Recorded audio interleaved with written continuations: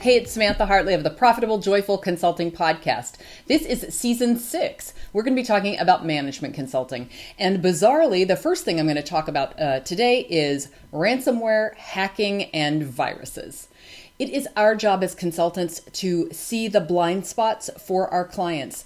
And even if your particular specialty doesn't have anything to do with security, this is a major area of vulnerability for clients, corporations, big ones, and little ones alike. And so I'm bringing this to you today for a reason, and I want you to take this to your own business, take it to heart, take it to your family, and also to your clients. In the last couple of weeks, the ferry service that serves my little island got a ransomware attack. Now, in case you might not know, I live on Martha's Vineyard, which is an island off the coast of Massachusetts. And it's a real island, I say, meaning that it doesn't have a bridge or a tunnel or any way to get from the island to the mainland or to anywhere except by ferries and airplanes. So the ferry service that we use and we rely on to be able to get to the mainland, all of their websites and software were hacked in a ransomware attack. And this is a small organization. This isn't it isn't the biggest meatpacking plant in the world, which just got ransomwared. It's a little tiny transportation service. And I'm not talking about this just because it affected me personally, but it was remarkable in pointing out how many businesses are not prepared for an attack of this kind. We know that this is happening, and I'm talking to you today because this is happening around us and it's happening to little businesses. The same time period when that hack happened to the ferry service, a former client of mine whose website my company had built, that website got basically taken offline by hackers. And so she came to us for help in getting it back online. And it is not a slow process. What happens is that if your website has a virus in it, your hosting provider, especially if they're really good, will isolate your website and take it offline. And unless you have a service that you're paying for, they won't help you much in getting it back online. So you have to get your own tech people to clean up the virus that's on there in order to get it back online. And it's on the whole server, so it's affecting the website, it's affecting her branded email, and all kinds of other parts of her work. So that has disrupted her business. That's 2 examples I've just given you. Now, I've had more than one of my websites hacked and taken offline, and so I know what this is about, and that's why I really wanted to help her with this, because if you don't have somebody to do it, there's like nobody to show you the ropes.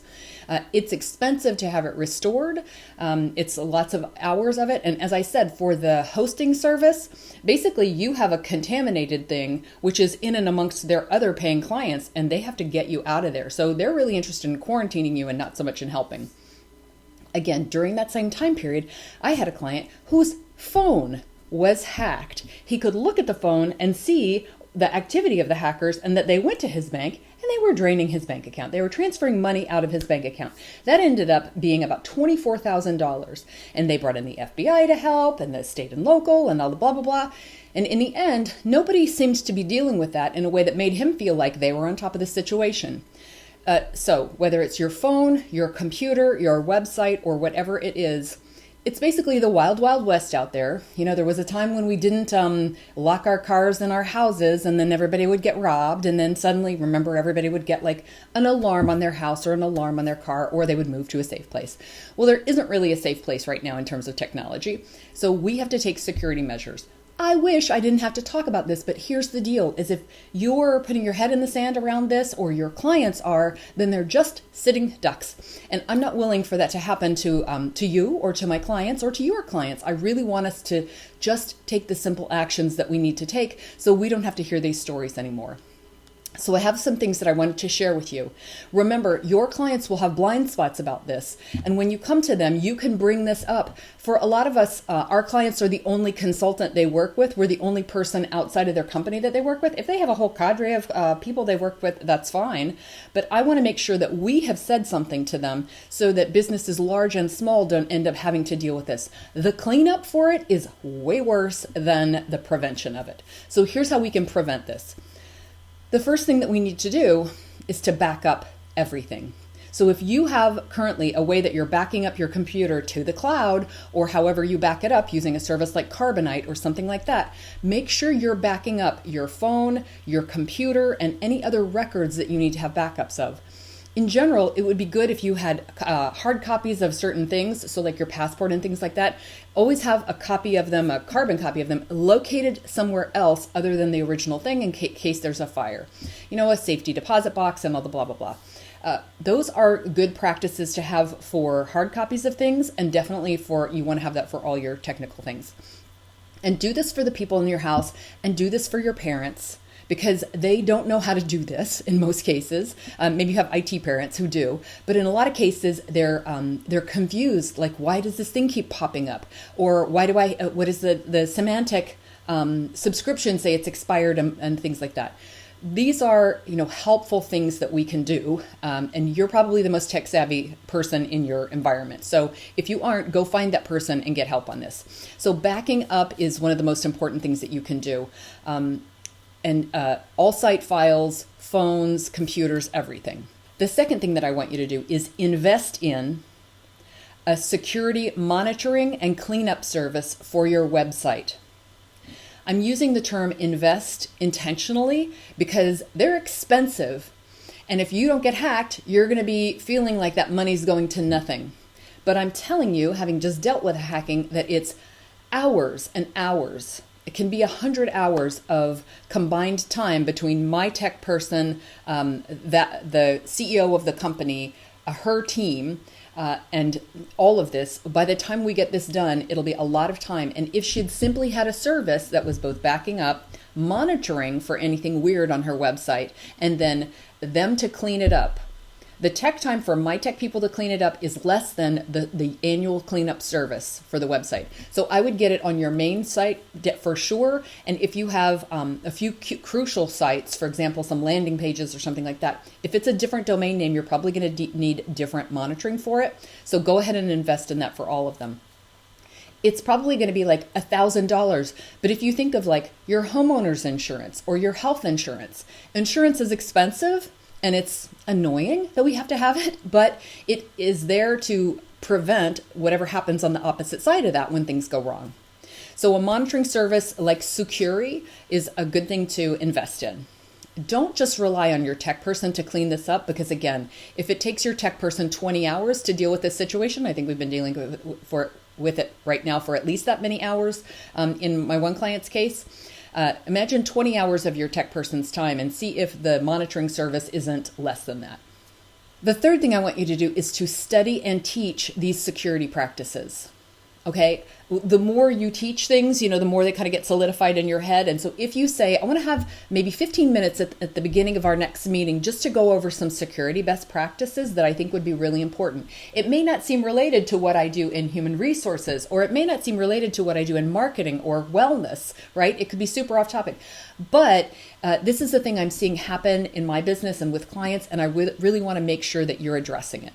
If your client says, dude, we're super on top of this, then that's fine. But what I don't want to hear is, yeah, we're working on that. And then they work on it right up until the point that the thing happens, because that's how these things go. So if you study this just enough, just like read the articles, click on and read the articles about it so you can kind of see what's happening. Like in the last week, I've learned that 80% of companies don't actually pay the ransomware.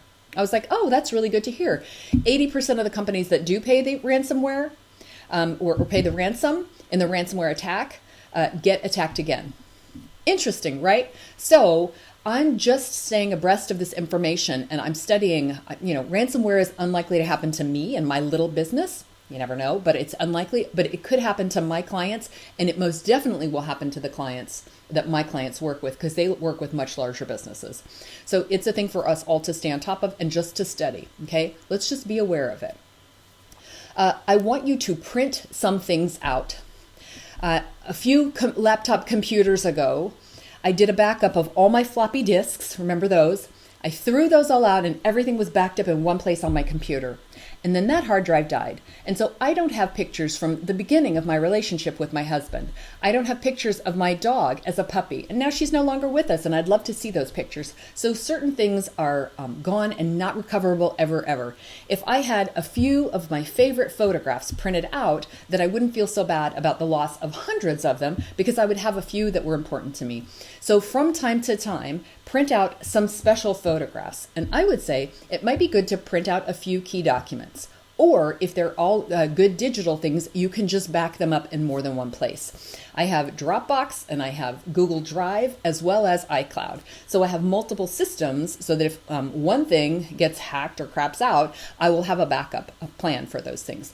But I still think it's really important to have like a printout of your passport, a printout of certain things that you can easily refer to. So if the electricity goes out, you don't have to wait to be able to access the thing that you might reference every day. The fifth thing, I want you to look into identity theft insurance. So for years I've had ID theft insurance and I've never called them to try anything out, but had my friend and client who had his phone hacked had an identity theft company he could have called, then there would have been 50% less pain in the neck factor from the phone hacking. He wouldn't have had to manually go and shut all this stuff down or whatever. He would have had a service that he could rely on. So you may get it through your credit card. I get it through a different organization. And by the way, I don't sell any of this stuff. I'm just sharing this with you because these are things that give you a little bit of peace of mind and hopefully make this a little bit easier. These things were kind of rare before, and I think they're happening more frequently. So look into the ID theft.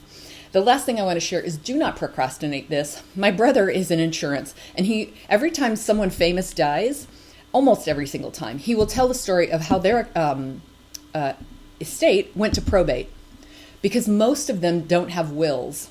So there's like all these famous people who have millions and millions of dollars, and that's locked up in the legal system because they didn't have a will. And so it's like, do you have a will? I know you don't expect from Profitable Joyful Consulting to be talking about your will, but we need to be thinking about these things. So, and here's the deal.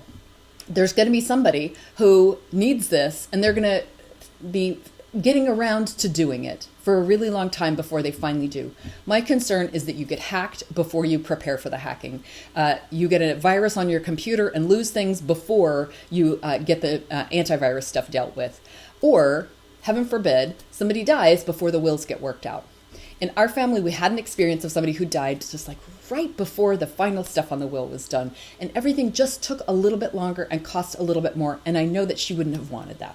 So don't procrastinate this stuff. Get it on your to-do list. There are some things that we have to do that are heinous tasks that we do to please our future selves.